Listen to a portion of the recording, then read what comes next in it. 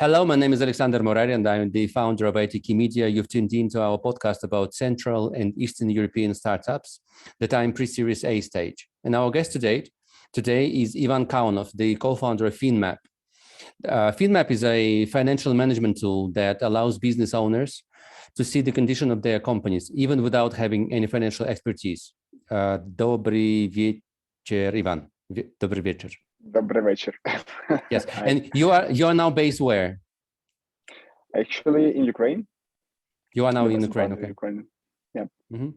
So I can guess the situation. Sorry, yeah, I can guess the situation has introduced some corrections or disruptions into your company's operations. And are you able to work like from day to day, or do you have to make a kind of refocus right now? Actually, we did some refocus and restructuring of the company on the first months from the invasion. And for now, we could work absolutely 100%. It's much harder. To be honest, the hardest part, is the focusing ourselves on our teams, because every day some tragic news and we want to be focused on our work. That's much harder than it was before. But still, we are working, we're expanding to different countries and actually growing in our MRR even the last months. And that's actually a brilliant achievement, I believe. Just to make sure we understand, you are growing, increasing your MRR despite the situation and where you are based now. Okay, and in a nutshell, how is it possible? Why so? Because you hit on something really interesting and important in the markets that you are trying to expand to, or you changed your pricing model. Like, why would you explain this is going on right now? Both sides. I mean, we still getting lots of Ukrainian clients, new clients from Ukraine, believe it or not. But on the western part of Ukraine, most of the entrepreneurs, even those who were relocated from the other regions, trying to set up new businesses, and trying to manage their cash flows clearly, so not to spend some additional money. And that's with what we could help, actually, to see the transparent picture of their cash flows, to manage their financials. So they want to use our tool as well.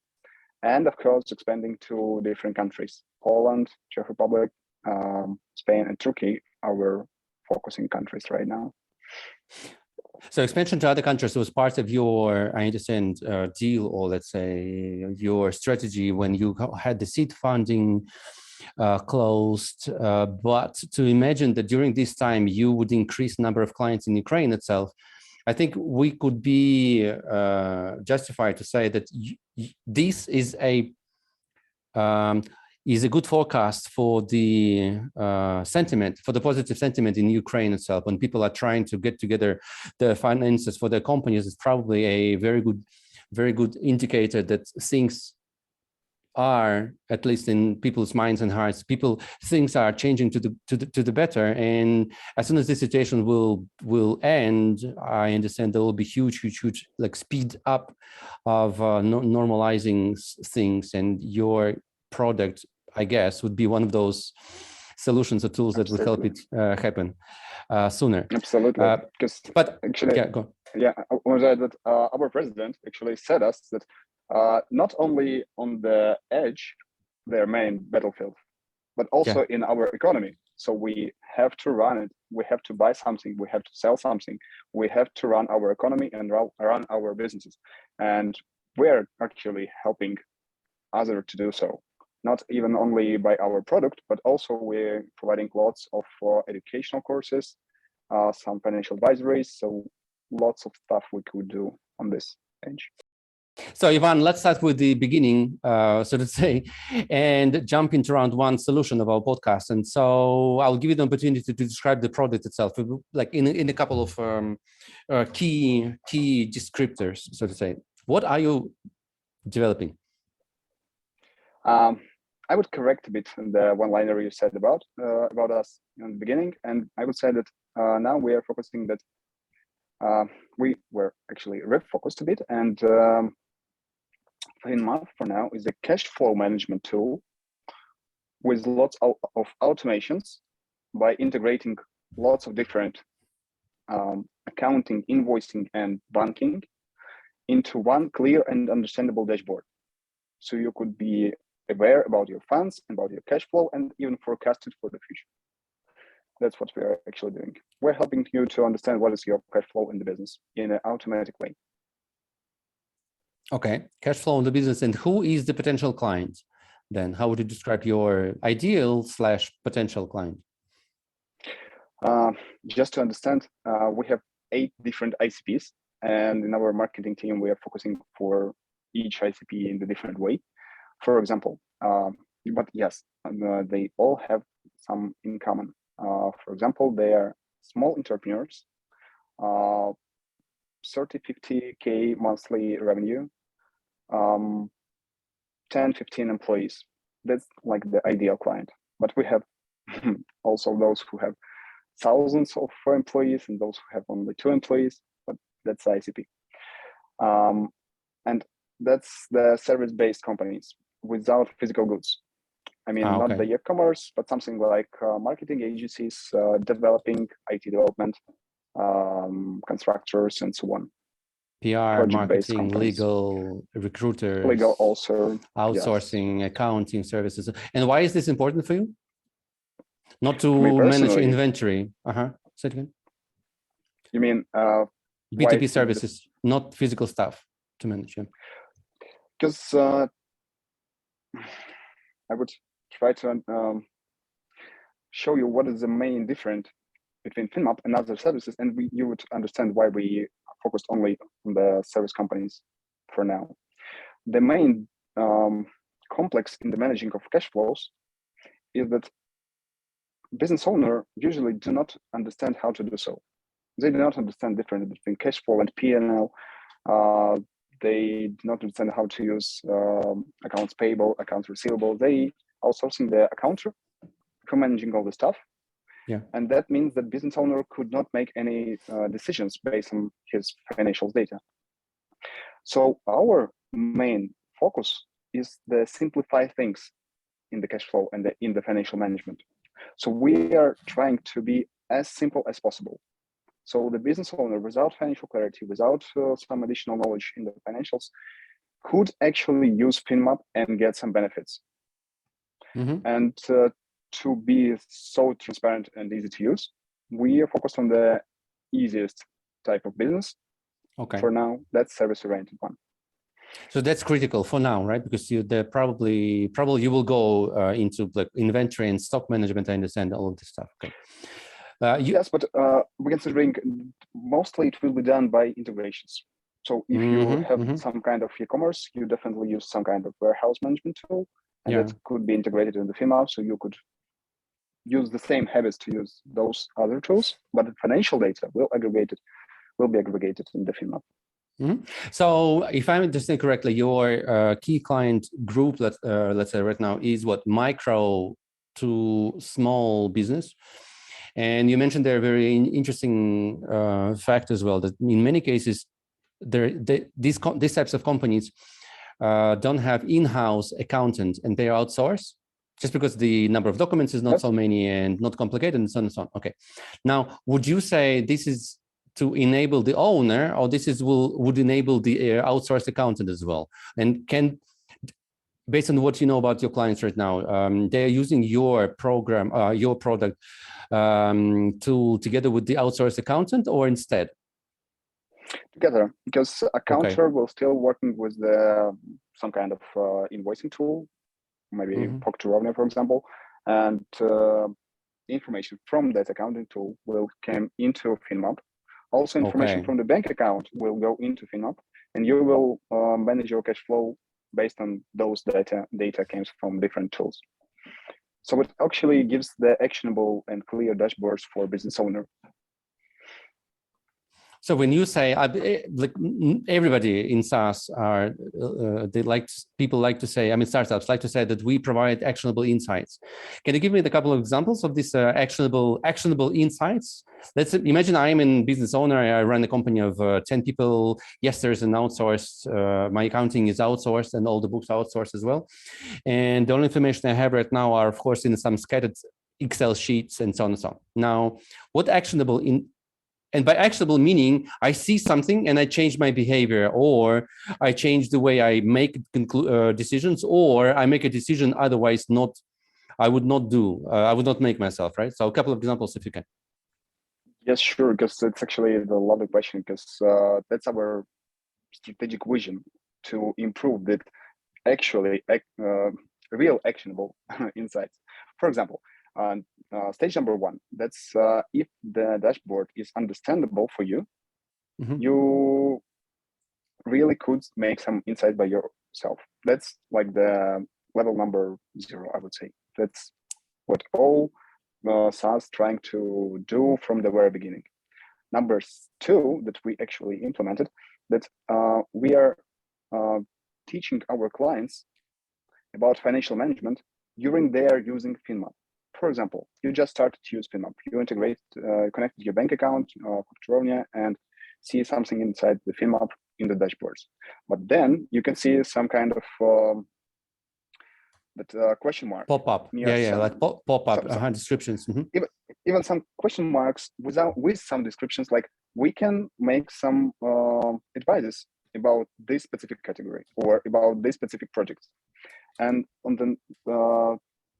that level, we actually showing the basic rules about how to actually analyze those dashboards that we provide. That's where we also selling, and some of them we giving for free info products, like courses, how to analyze P&L and how it is different from cash flow and so on. What is a balance sheet and how you could benefit from the balance sheet. So we trying to, based on different ICPs, that's actually why they so many, we provide different examples for different ICPs, so they could recognize themselves in our video courses. For example, IT company will see like how they can review profitability for different projects in their company with some basic and super understandable videos, but they will realize that, oh, and that's absolutely like I am, and I have some different numbers in my Finmap, so I would go and see how it looks in the Finmap, in my Finmap with my data, so I could get some actionable insights like they just teach me in those videos. And number 3, which is the most interesting, we have a whole department inside the company, financial advisors. That actually also our like upsell product, because once you want to implement financial management into your company, but you do not want to spend much time for that, you could hire our financial guys or girls, and they will set up the financial management in your company. But then they making some like strategies how to analyze each business based on their data, and this actually like roadmaps for analyzing goes into our backend, automated, so you could once see just working the Finmap, just like spreading to different categories your regular transactions. You will see some pop-ups, but it will be not about some basic information, but about some specific data, like, oh, we can see that you're spending for salaries 30% more than in average in your business niche, something like those. So we trying to automate financial advisory. That's what we want to do. Yeah, so that's actually what we want to achieve, to automate the financial advisory inside the Finmap.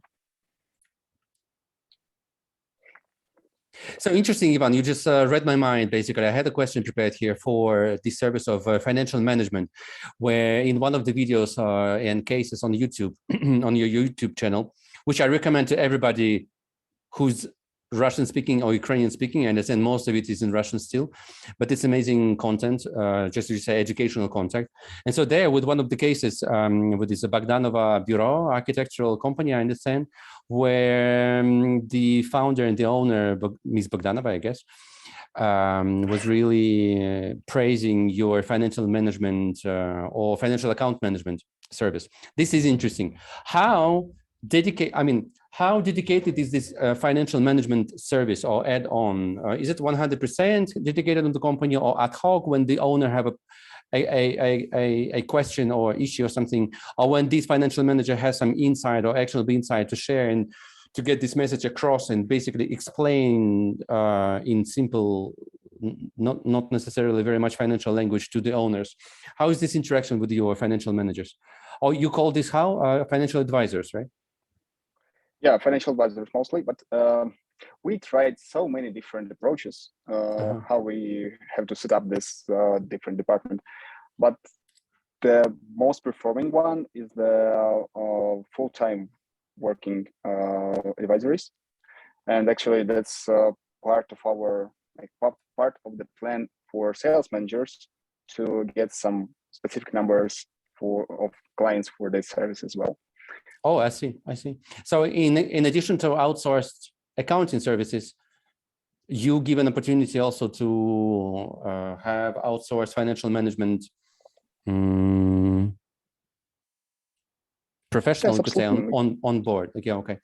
And look, and this, let's just make a leap sideways. Your services are now sold in two packages, $14 and $40, right?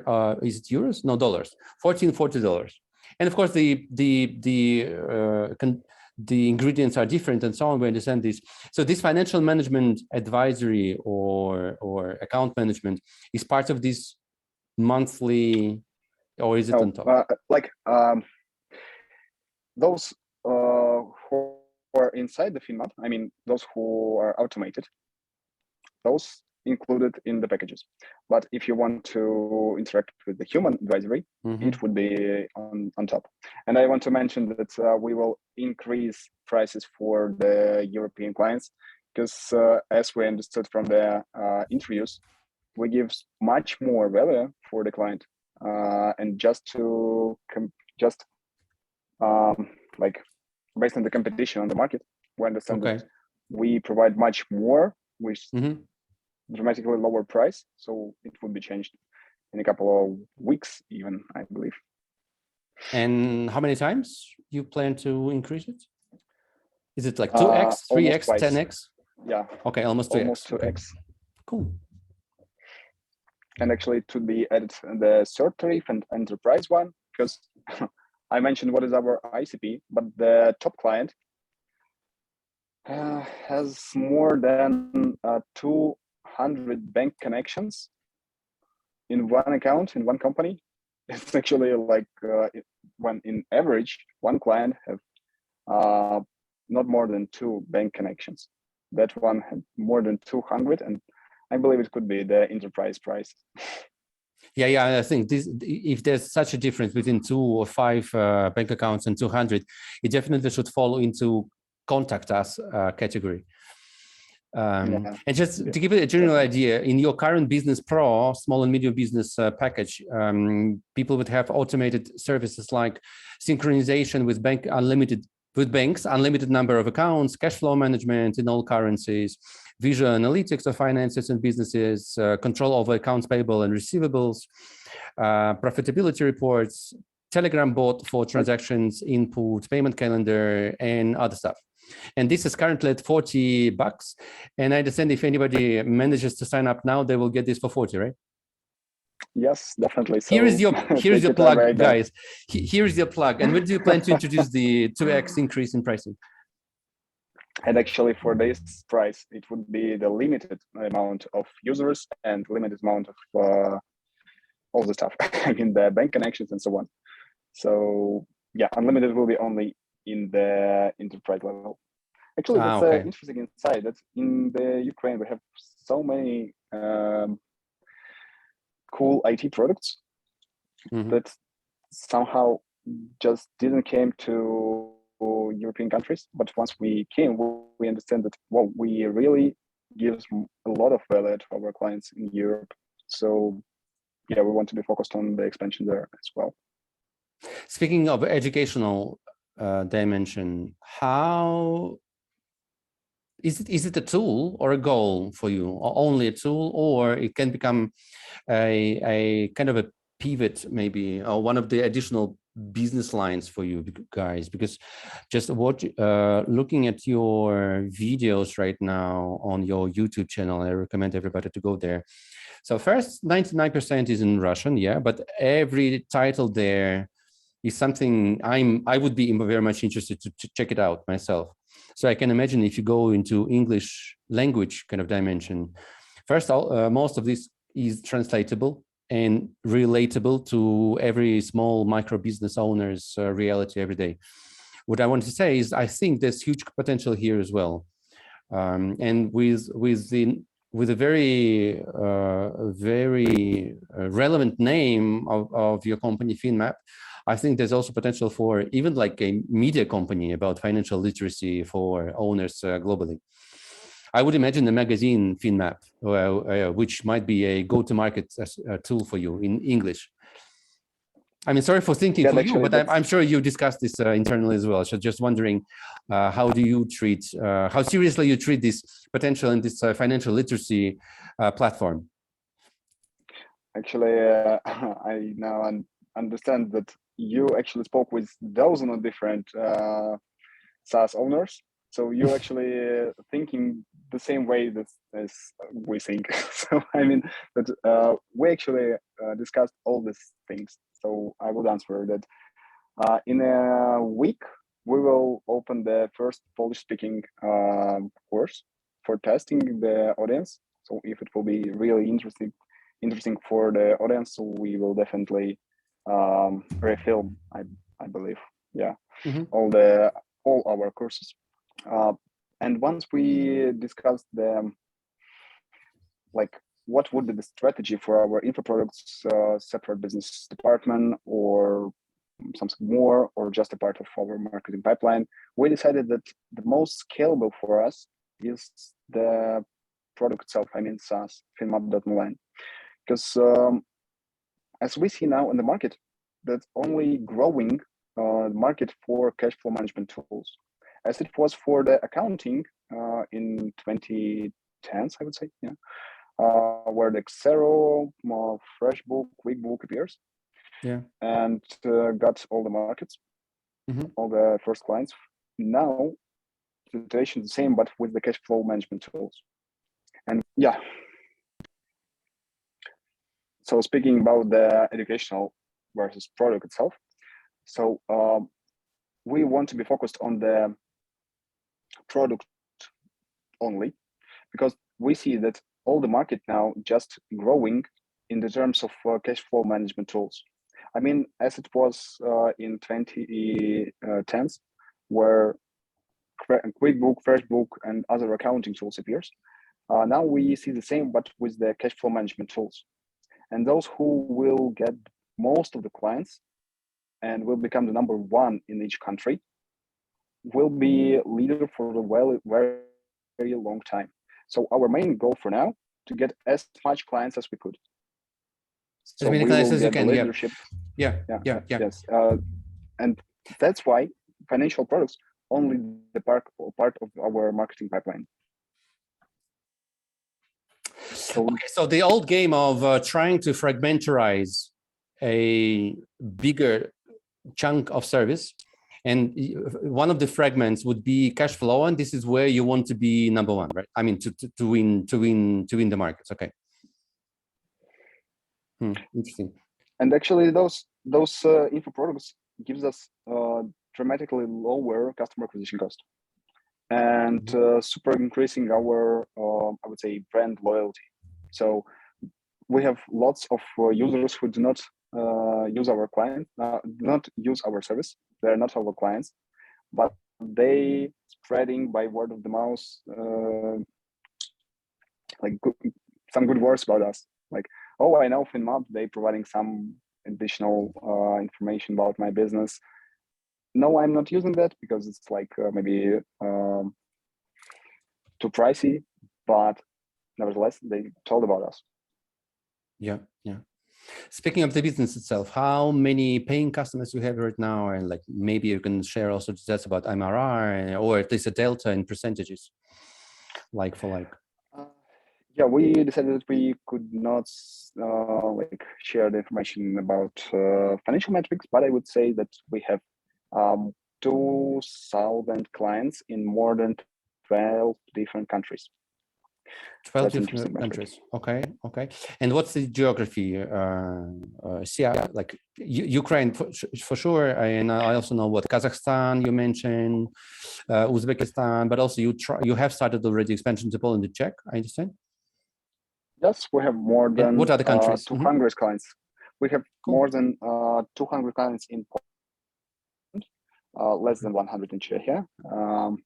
Other countries are super different. Like we have clients in Canada, in US even, in Turkey, in Nigeria, in different Asia country. So that's the interesting part. We did some experiment, I would say, trying to get worldwide clients, English-speaking one, and just to understand if our product will be good enough without any changes for different countries.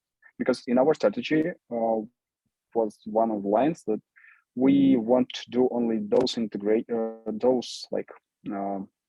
features in the product itself, so it would be scalable for different countries. So no like tax calculations, something about more universal stuff. Okay. Yeah, okay. More universal stuff. Not dependent on local legal framework. Yeah, not too much dependent on legal and tax framework and regulations, because sometimes they can be really crazy. Yeah. So that's how we got so many clients in different countries. So now we are like, we could speak with those clients in different countries to make some interviews and understand how we could have to be like how we have to change our product to be most relevant to the local clients. I mean, we know why we not go to the Canada right now, because we know how we have to change our product, and we want to be focused on those where it almost no needs any changes, like in Czechia and Poland, just some new connections with the invoicing tools, and that's all. Yeah, I would say if Poland and Czechia are more or less the same in terms of your adaptability, then probably every EU or European Union market is very much similar, right? Okay. And in any case, if there's a promising enough market for you, you would tweak something in the backend, and then if I am a Canadian client, I just mention or somehow change your, access to different parts of your backend, right? And then all of a sudden, I'm good to go for Canadian reality, Nigerian, Australian, all of this stuff. Okay, cool. Then we're starting to think about the marketing adjustments, because that's absolutely different world. Even EU country, different EU country, absolutely different world in terms of marketing. So yeah, there we trying to be focused on some tiny numbers of different countries. And what do you mean marketing message can be or should be different? Any interesting, striking differences you could mention from your experience? Yeah, it really surprised you or shocked? Different wording. Absolutely different wording, because in Ukraine, people talk about us like super professional and understandable financial management tool. In Poland, they say like, I would try to pronounce it right. Przejrzysty service. Transparent service. Okay. Yeah, just transparent, and that's all. So all things you want to see. And who is saying this? Your clients in your interviews, right? Yeah. This is what you want to say. Yes. Feedback. Okay. So absolutely different wording, and this wording means a lot in our case, because financial management in the heads of our clients could mean absolutely different stuff. Accounting is also financial management. Cash flow forecasting, also financial management. Your daily routine with your spreadsheet, also financial management. And we want to be focused on specific issues we are solving, and we have to get those words directly from the interviews from those clients. That's the interesting part. Or, for example, in Ukraine, we mostly selling by the Facebook and Instagram, and each collaboration with some opinion leaders in the business area. We have lots of them here. Gives us like a big hook. But in Poland, mostly that's podcasts, actually, as we discovered. But there are not so many opinion leaders in the business field as we have here. So that should be absolutely different way for getting the brand awareness there. And actually, brand awareness is the most specific stuff for different countries. Somewhere that's magazines, publics, somewhere that's podcasts, somewhere just some stories with cases about some well-known companies. Yeah, speaking of marketability, again, I have to say the name of the company is very, very relevant. And I think there's more in the name that what you're doing right now. And definitely you are thinking of some steps, like 3-5 steps from where you are right now. It's more, I mean, it's capable of containing more than just cash flow, but I'm not trying to get any secrets from you. You have, interesting enough product right now to focus on and grow.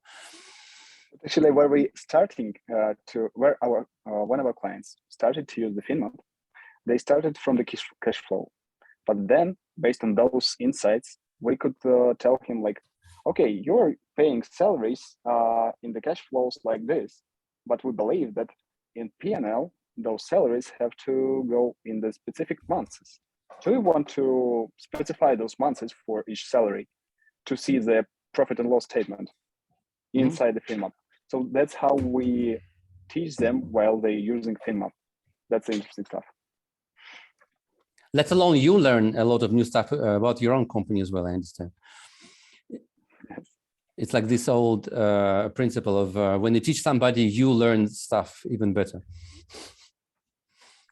Yes, we're using Finmap from the very beginning and also using all those features, insights, and so on. Do you remember correctly, the birth of the product itself was your own needs and requirements for your business, you and your founders, right? Yes, me and my founder. And actually at that time, I was running the business lab. That's the business automation and systematization for other companies. And one of my clients was my today's co-founder, Alex Sully. And we created lots of different stuff for him, for cash flow management, for automating the PL statement. And we understood that, the same problem absolutely everywhere. To be honest, most of the business owners do not understand what is the profit of their business. And they actually do not even know if they could or could not get some money from the business to buy, for example, a house or a car. That's interesting stuff because they considering themselves like a business owner, like super cool guy, but in real world, they even do not know how much they cool or they are not. Yeah, and can always stretch the luxury purchases, not being aware how this would influence the business. But you know what, in situations like this, what I know for a fact is the biggest challenge is to discipline your clients so that they feel all the necessary and feed into the system all the necessary details. And I'm more than sure that you have issues with that when clients are not happy and they say, I want to leave your product, and you say, why? And you say, because it's not effective. And then you dig deeper and you understand that they do not feed into the system enough data, or data is not accurate or something like this. How do you keep clients disciplined with this data entry effort? It's a super huge amount of different tiny steps from the very beginning. First of all, we automate so many routine work as we could, like bank integrations, Factura integrations, CRM integrations, so on. Then wait. CRM integrations, meaning that whatever you have in your dashboard and so on, this can draw from CRM information or vice versa as well. It's a two-way interaction. And what CRMs are most popular as far as integration? before the war, it was the Bittrex. But Bittrex, okay. yeah, but from the day of the invasion, we cut all our connections with the Russians, so with that CRM as well. And I'm not sure which is now the most relevant, but that's interesting stuff that we creating all the features and integrations based on the feedback. So we have 3 different feedback loops from sales department, from support department, and financial guys, financial advisory department. So they could and they have to report us on a weekly basis each request. So we will collect all the data into one dashboard and see what is most relevant for now. And that's how we built our product roadmap, actually. Wait. So your feedback loop comes from sales, from what was support it? And support department. Support. Okay. And financial advisors. And we could understand that feedback from the sales departments, that's a request, which if we will implement, we will get more clients.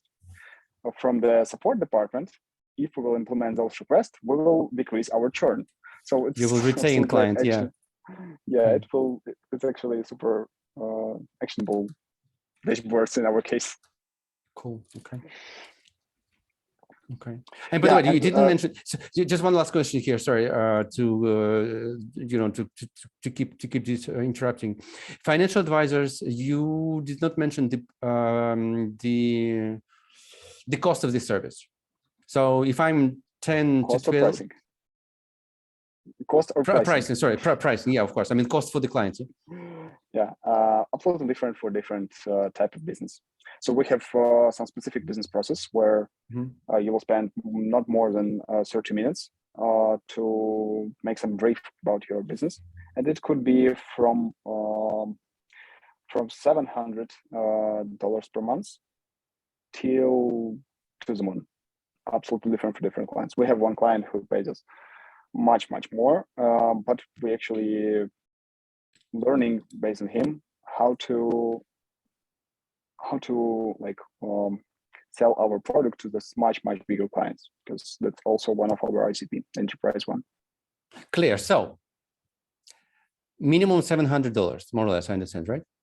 Yeah. Okay.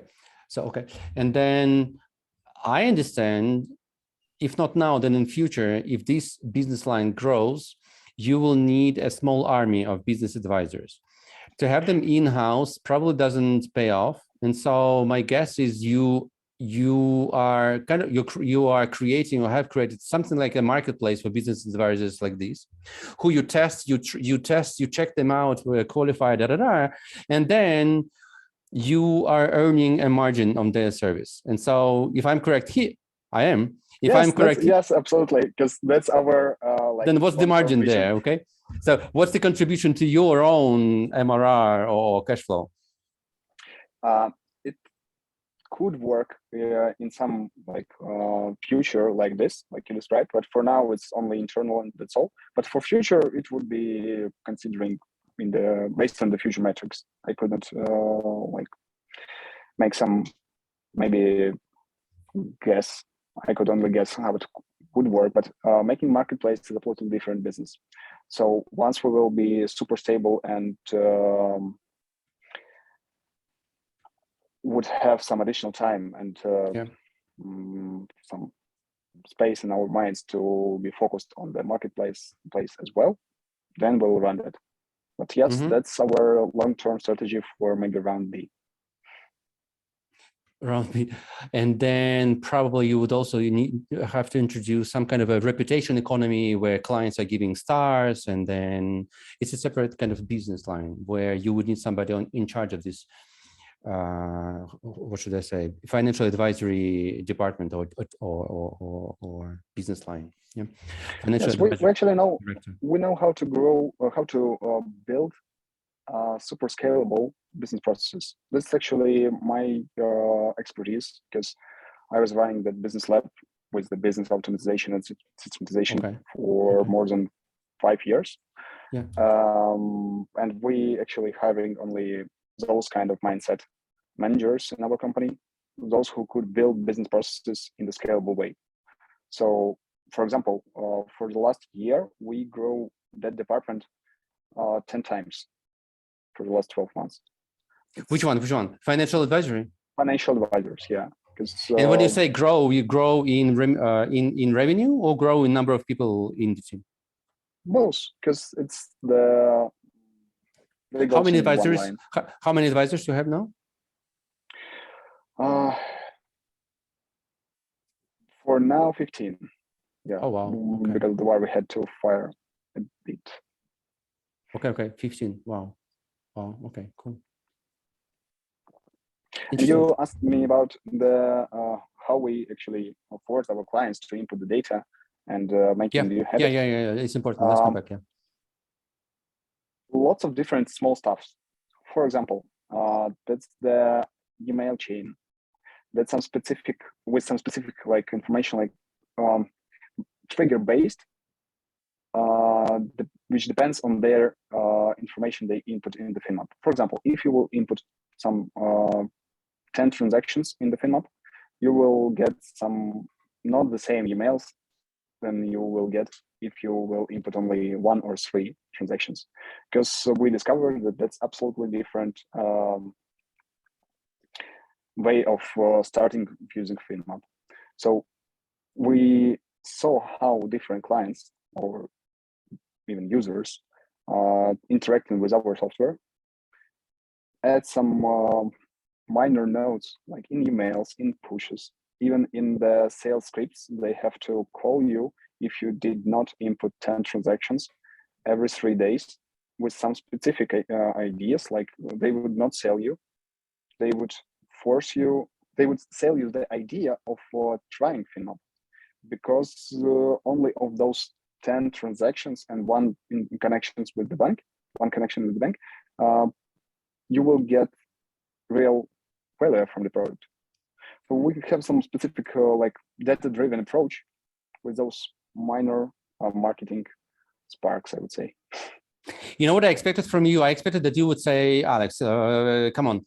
If our product see at the back end that there's, for example, a monthly installment for some security patch or add on GoDaddy, and system sees this 2 months in a row or maybe 3 months in a row, and then all of a sudden the 4th month we do not see this new entry, GoDaddy or something, anything else, right?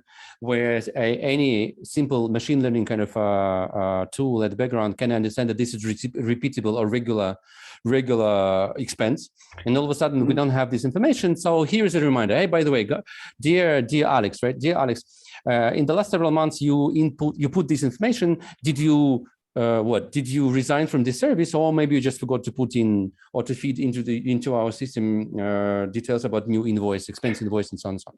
Do you do this as well, or do you plan to do this? Yeah, that would be too easy. We do much more. We do it on the daily basis, not on the monthly. Like if you want to set up financial management tool or cash flow management tool, you have to input data every day, almost every day. So we will see if you made some specific actions in the Finmap. I do not want to like show you all the kitchen inside the Finmap, but some specific actions, like if you add some bank connections, if you add some specific transactions, if you did you use, for example, future transactions to forecast your cash flow. So you could use different features for the day number 1, for day number 2, and so and further. And based on those triggers, we will send you some specific information. I mean, if you will connect 2 bank accounts, input 3 or 5 transactions manually, spread them for different categories, we would send you some information about how to use some deeper features about the Finmap, how to use accounts payable maybe, and so on. If you even didn't try to, if you tried to connect the bank account, but you didn't finish the procedure, you will get some email about how to finish that and why it is important for you. So we have not one-line onboarding.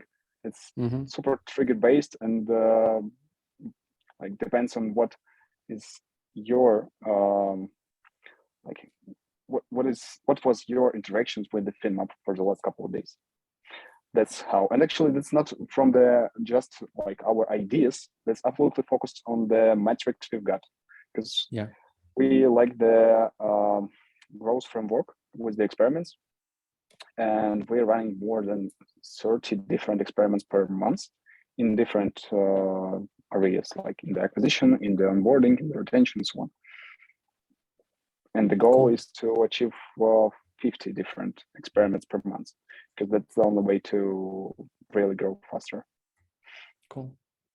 Last question is this round. The onboarding of a new client, how long it takes, how easy it is, or difficult, complicated? It can be self-service, or you need to be involved as well? It could be self-serve, but mostly we are helping, at least somehow. So for now, we are proposing absolutely different ways of onboarding. It could be self-serve, it could be via demo, it could be via financial advisors, and so on.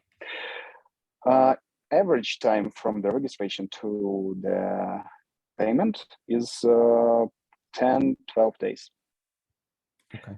It's like the time before you will become a client. But from the onboarding, because we have 2 weeks for free, it could be done in 1 day, actually. And we have lots of videos how to set up it by your own. That's all. So that's actually one of the goals. Lots of our competitors do not provide this thing, and I do not understand why. They want to get you to the demo. They want you to spend some days or maybe weeks to set up it. Our goal is that you could implement the Finmap by your own by 1 evening. That's all, from the very beginning, without any specific knowledge. Yeah, and that's for your benefit, for your clients' benefits as well. Now, would you be able to evaluate, assess the minimum total cost for your clients to onboard? Let's exclude this 2-week trial period. So, for me to get onboarded, how much do I have to expect to pay? Minimum. Yeah, and it's not physically. You mean? Yeah, not in a self-service kind of environment with your interaction with you. Right? The minimum amount, I want to mention that it could be absolutely for free. I mean, to stop, you just could do. And now next level of onboarding would be with your involvement. And what's the minimum price for me or cost for me to get onboarded, which I understand would be quicker, more effectively, and in a better way, with you guys helping me out. Yeah. Yeah, $2,500 USD, 250, and that would be the quick start package, which means that during the first months, for you will be dedicated some specific support manager who is also the financial manager, and he would not only show you how the Finmap works, but also how you could use every feature in the Finmap for your specific business needs. Because as we understood, lots of businesses actually have dozens of different specific scenarios. Like you paid for something, which means for you not cost, but maybe some, I don't know, like, which could be cost for different projects, and you do not want to forget that while you will calculating the profitability of each project. For example, rent maybe. Or you paying upfront for the delivery for 3 months upfront, and you want to then like get tiny amount of money from each selling you've done, like using those services. So those are different scenarios, and those guys actually help you to like fit your business needs and your business cases into Finmap. Super useful stuff. Cool. Ivan, thanks. Let's move on. Time runs. Round 2, competitors. How would you describe your competitive landscape right now? And how do you differentiate? What do you think is the main differentiator or differentiators of Finmap against your competitors? Actually, 2 different stuff. First of all, lots of tools trying to be all-in-one solution. Yeah. Like You do not need to see only cash flows. You want to see cash flow, CRMs, warehouses, and so on into one place. Maybe it's a good solution, but not absolutely not for our clients. And we are focused only on the cash flow based. Like we adding P&L, accounts payable, accounts receivable, forecasting, and so on, analyzing the profitability for each project, but starting only from the cash flow management. Because as we know from our experience, that's the main problem in our ICPs. And the second part is the simplicity, because lots of our competitors trying to, we call it like from CFO to CFO. In our case, it's from business owner to business owner, because they're trying to implement some super professional cash flow management tools, but business owner could not understand nothing there. And we're trying to be as simple as possible. So you could set up it in an hour during one evening and using it on a daily basis with real actionable insights without some specific guys from financial department. So without the need to translate from financial language to a business owner's language, so to say. Yeah, actually, once I were talking about the wording, we also using some specific wording for different statements. For example, P&L statement looks like something super scary for business owner, mostly, because P&L statement is something I have to learn how to work with. But if we will name it just profit statement, like profit dashboard, it would be much understandable. And that's so tiny things. And we have lots of them in our product, in our marketing, in our onboarding. So those tiny things where when they like in a huge amount make all the difference. That's how we are doing our simplicity in our service. Yeah, and also introducing this power of positive thinking, because when you say profit and loss, you imply there might be loss, and you just say profit statement. Ivan, thanks. Let's move on. Round 3. Quick Q&A here. Let's start with your productivity hacks. I understand you're a pretty busy man as a co-founder of a growing company, expanding and so on and so on. Any productivity hacks? And again, not the tools, but the way you do things that you could share. Yeah, absolutely. And number one for me is the balance. That's one word with very deep meaning. Balance in all the stuff. Once me and my co-founder, we have like regular meetings on a bi-weekly basis. We call it helicopter view, when we do not discuss some routine basic business stuff. We discuss only like high-level issues, high-level situation about our business, and actually our lives as well. So we decided that our mental health and our like physical health is the number one priority for the Finmap success.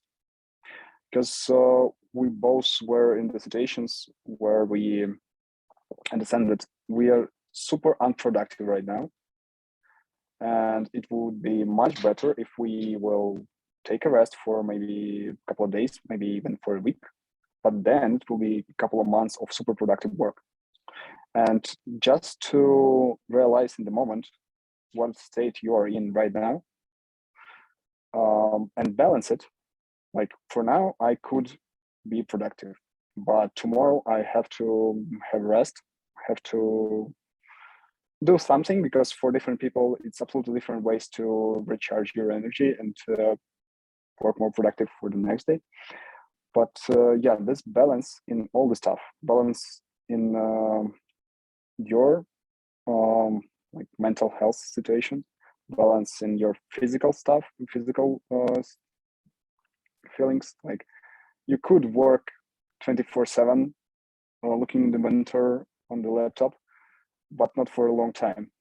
You definitely have to implement some sport activities.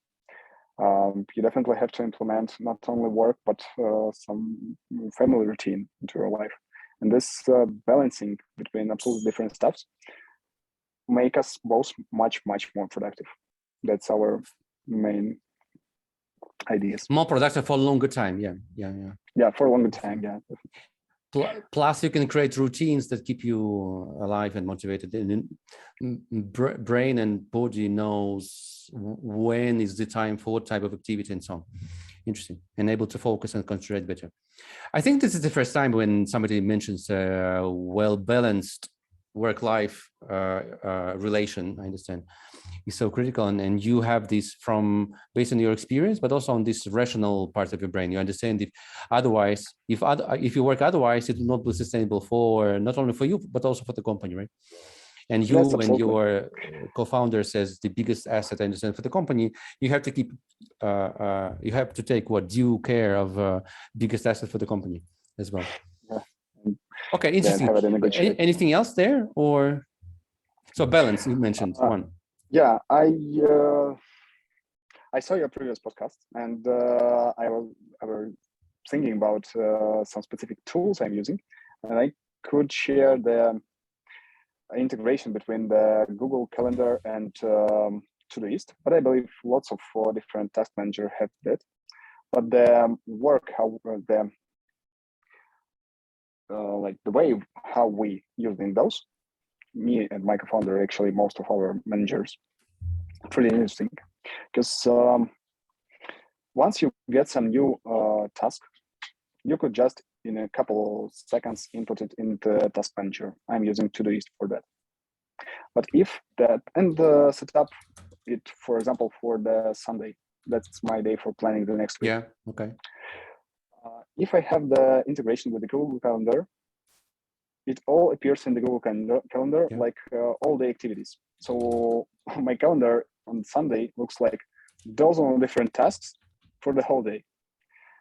So every Sunday, I maybe some days before, but I trying to consider how much time I will spend for each of those tasks, and change it in the calendar for the specific hours.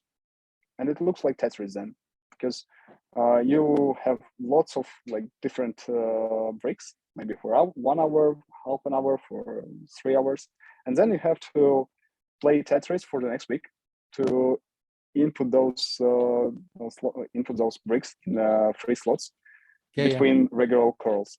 That's actually how we're planning, and super productive. Oh, I see. I mean, Todoist is one way, but you can just throw on Sundays as many tasks as you have in mind for the next week as possible, and then you have 1 hour or a couple of like half an hour, 1 hour, depending on your skills. When you see your Sunday calendar day, I mean calendar for Sunday, like crammed with many tasks, and then you see whole week calendar, and then you put into different slots, time slots, tasks depending on needs and so on. Wow, yep. Interesting. Okay. That's how it works. Okay, and here's a follow-up question: does anybody else have influence or have the access to your calendar, and they can add events to your calendar, or you're the only master of your calendar? Yeah, absolutely great question, because we have regular calls. It's mostly regular reports from different heads of departments. Yeah. But also we have lots of different calls that could be scheduled on hoc, like we have to discuss something and so on. And all my employees have access to my calendar. They could not see what exactly I have in the calendar, but they can see the busy and free slots. Okay. So they could just send me an invitation in the free slots, that's all. So if they see that on this week I have some free slots, they definitely could schedule an event. Yeah, or you could have a separate calendar for like teams request for time slots with you, and then they see everybody else's requests and so on and so on, and you have a separate calendar for team requests for your time slot. Okay, cool, interesting. One last question here in this one, while we are on hacks and tools and tricks. You mentioned I'm always quoting you. You are a guru of scalability. What would you say is the key, most universal scalability, one or two approaches or processes that you think are absolutely critical for any company, not necessarily just a startup, or maybe just startup, as you wish? I hope it was clear, right? Scalability, not scalability 101, scalability in 1 and 2. What would you suggest as the key, absolutely important tools, processes, approaches, hacks? Yeah, first of all, that's the feedback loop. Because I believe that all the processes and all the regular tasks you're doing, all the things you're doing, actually, it could be even product, will change in time with a bigger amount of tasks, with different clients, with different issues in those processes. So only feedback loop could give you the possibility to implement some like improvements in that business process. Because I do not believe that you could set up once for the whole period from the same business process. And the second one is the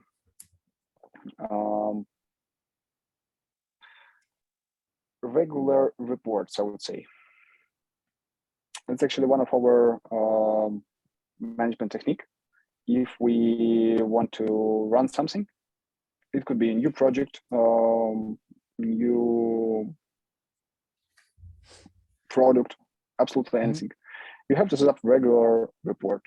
Even if you do not have some goals for achieve, you do not have some specific well-named goals, even if it's super dusty, I would say, in your mind how it should be done, regular reports gives a clearance of you in the long-term period.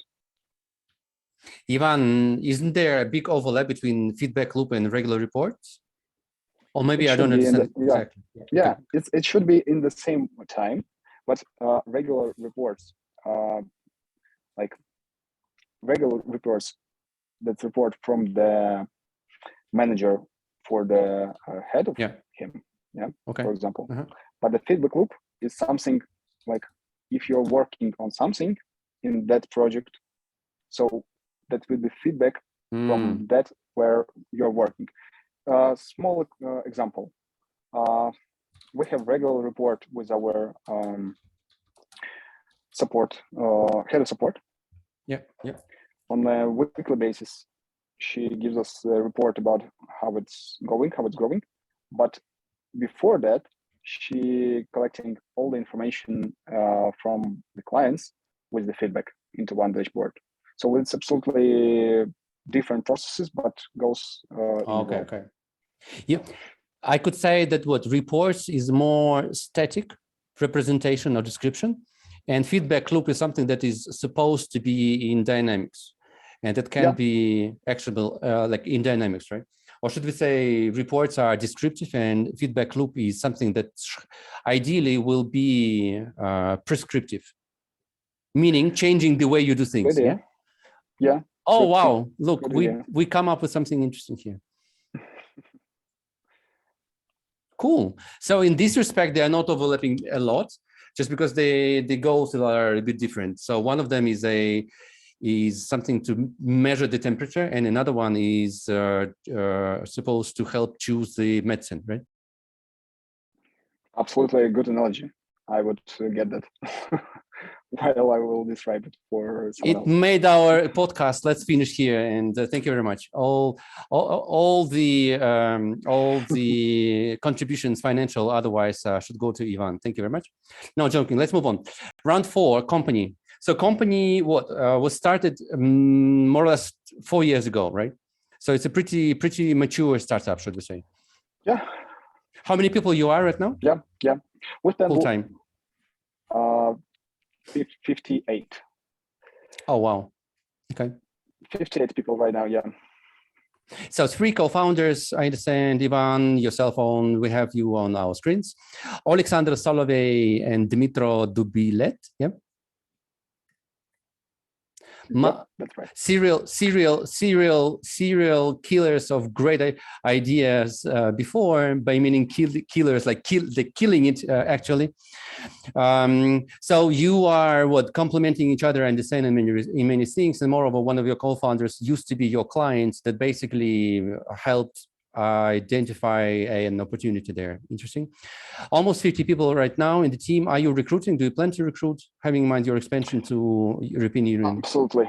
Yeah, we are almost every time recruiting sales and support managers, a local one. Yeah. So from Poland, from Czechia, from Spain and Turkey for now, and it will be even more for different countries, because we want to be the most relevant for the locals. So we have Poland and Czechia. Poland and Czechia, and by the way, we're using Czechia just because we are educated enough and we know that the new official formal name for the country is Czechia, actually. You can even find that in UN list of countries, but also on LinkedIn and so on and so on. I just realized this a couple of months back myself.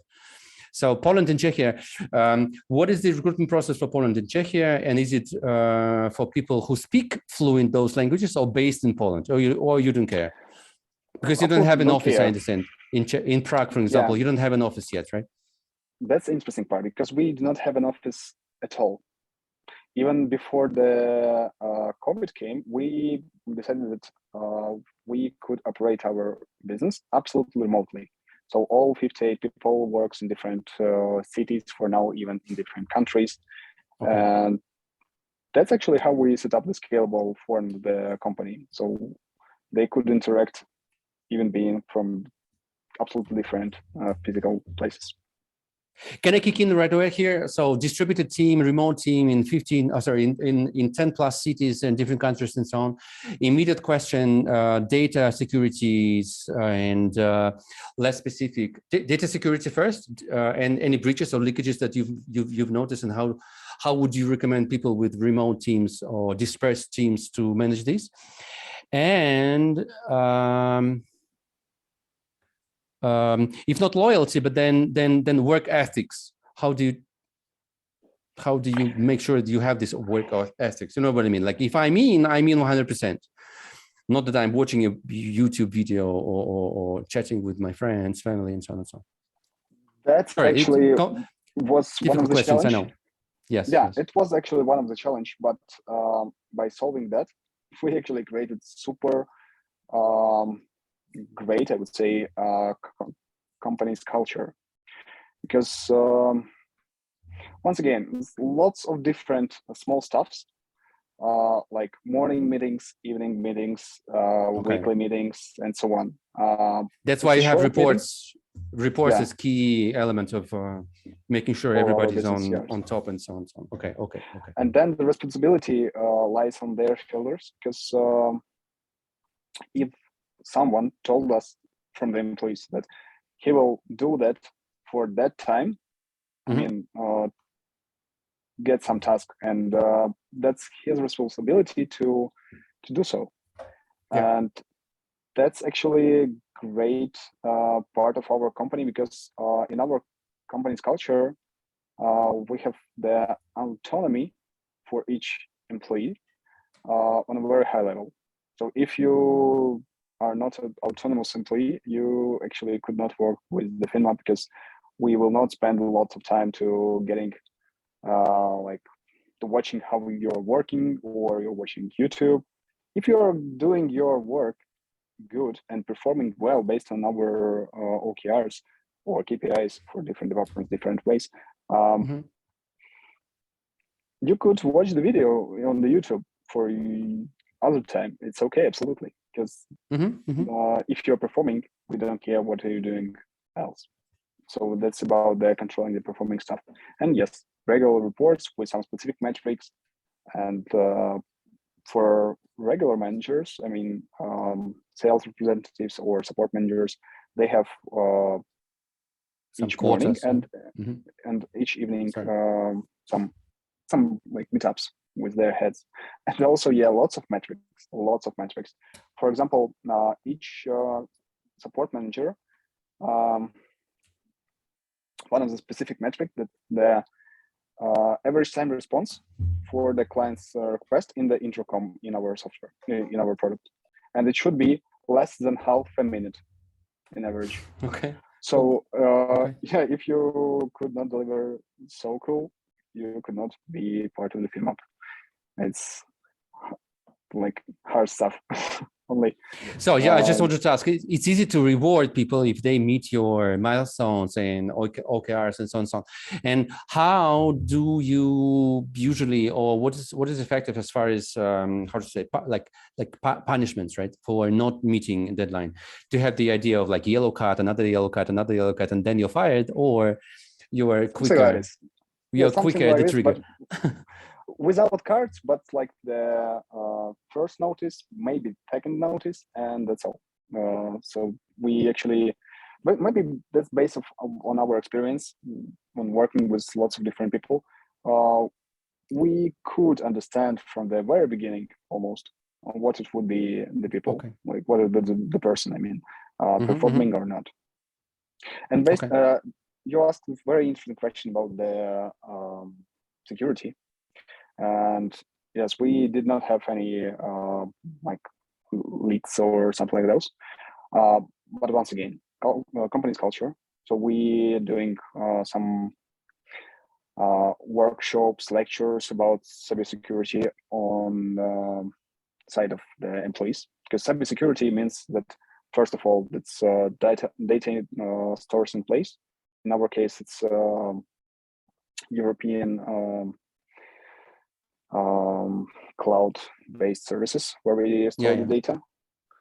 Second part of the security is how is accessible the data. In our case, it's absolutely not accessible by no one. Absolutely, only some super K have we as a founder, and it should be authorized by several people to get something to the database. Only like code itself, like program itself, could operate with the database, and there are no possibility even physically to get some data from there, not from our product. It like depends on the IPs, IP addresses, and so on. And the third one is the employees. And as we know, most of the liquids comes from the employees. Someone like share his password somewhere or something like this. And yes, we are just teaching our employees about that, and going to some workshops, and of course giving them like a questionnaire, and they have to get some specific amounts of points in that questionnaire to be accessed for some information inside the company. Actually, that's evaluation programs we have in 3 different like topics. First one is the product itself, because everyone inside the Finmap have to know how to work in our software. Second one is the company's culture and how you could interact with each other in some routine work. And third one is cybersecurity. Do you have internal like learning management system or onboarding or academy, like Finmap Academy, and all the processes that you describe, or most of them at least, are they somehow formalized and everybody can have access to this intranet source or database, or just let's say it's like Finmap Academy or something like this? Or is it just... Yeah, we have we have just brilliant HR, and she's doing all the stuff by using Google spreadsheets, Google Forms, and Google Drive. So we do not use some specific software for that, but yes, we have Finmap Academy, automated questionnaires, and so on. Ivan, let's move on. And last but not least, round 5, Formula F3, and this is funding for the future, as we call this, funding for the future. Yeah, F3. Now, in a nutshell, by now, more or less, it's just below $2 million is the overall investment, external investment that you got, I understand, including... Oh, you want to correct this? Yes, please. Yeah, including our own. Yeah. No. I understand, just external funding. Just external 1.5, I would say. Yeah. Okay. Yeah. Including again seed round, right? Mid January this year. with the investors like Presto Ventures as the lead, I understand, but also Startup Wise Guys, Sturgeon Capital, Seed Venture Partners, Bryce Capital, Peter Baron from JBI Bank. Clear. And so would this, I mean, how long do you think this money will keep you up and running? And this is my way of asking, when do you plan the next round? Sorry. Yeah, we actually are super data-driven guys, and we have financial models, and we know exactly dates when we want to raise. And we are starting the process several months before that. So actually, that's in the May we will start negotiation with the investors, and Okay. August of this year will be the next round, and February, March next year will be next round. And the closest one, I would say, it will be some kind of bridge, because war in Ukraine is a bit changed our plans. I mean, in terms of scaling, we had to get much more growth than we are getting right now. But nevertheless, it would be. So it will be some kind of bridge round, and yeah, full scale round will be in the February, March next year. And what would be the ideal investor for you? What type of investor, right? A VC, I understand, for this next round. Because from now, from the lineup that you have right now, there are no like specifically SaaS focused, 100% focused, or fintech focused, 100%. Would you like to concentrate and focus on those like experts in your field, or still you would go for generalist partners? We would go for those who could help us with that local adjustment for our marketing and product itself, but mostly for marketing. I mean, for now, for example, we are opening Czechia and Poland. So investors from those countries, the most relevant, because they can help us open those markets. Then we will see till the February 2023, we will see which countries will performing well. And definitely we're looking for the investors from those fields, or at least those who have connections in those countries to help us localize the marketing. Based on your own entry. Based on your own entry efforts, and then all of a sudden those top 2, top 3 markets pop up, and you know exactly investors from what country you need for the next round. Yeah. Yes, because for us to open a new market, the most relevant is the brand awareness. And if it will be someone who could open us some doors in this country, just for making some collaborations, just for make some PR collaborations, that's all. It would like make us for 5-6 months faster. Yeah. Okay.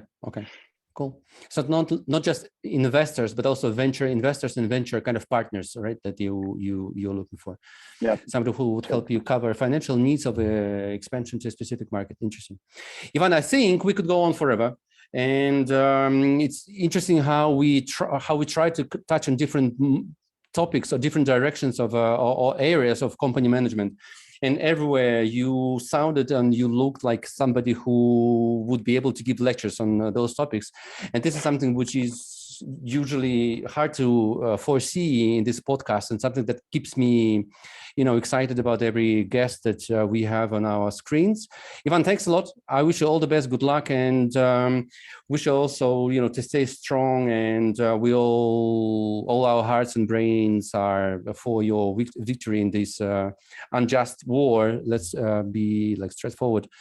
And I'm sure whenever this is over, Ukraine, but also your company, but also Ukraine as such, will be a magnet for lots of good stuff going on around, including foreign direct investment and quick upgrade of economy, roads, airports, and all this stuff. And I'm looking forward to try and contribute to this as well, just as we did with this podcast. Thank you very much. Thank you a lot for the talk.